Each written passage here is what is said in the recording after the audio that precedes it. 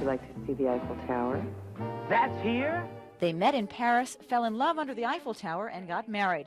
And that's where Forget Paris really begins. That's what I wanted to talk about in this movie, that, you know, if Harry and Sally ended, or any of the great romantic comedies end with what we think is happily ever after, and that makes us happy, you know, to go, as an audience, go home and go, oh, they're together, that's nice. Well, then what happens after that? In Forget Paris, Billy Crystal is Mickey, an NBA referee.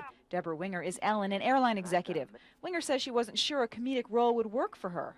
I felt a little bit more paranoid about comedy because I'd had some bad experiences with it, where, you know, I wanted to come in with the same amount of preparation for my character, because I don't think that just because something's funny, it means that you're supposed to be less of a person.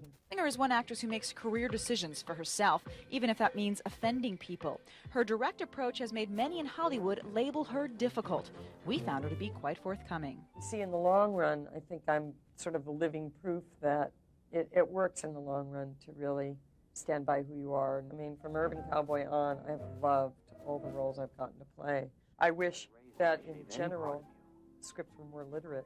If you ever start to lose your hair, you better not grow that big long thing down from your sideburn that you wrap around your head, because it's disgusting. And Forget Paris is one example of a literate script. Crystal co-wrote this romantic comedy with his longtime collaborators Lowell Gans and Babalu Mandel. Crystal, who's been married to his wife Janice for almost 25 years, says the script for Forget Paris is filled with real-life stories that happen in his marriage and those of his co-writers.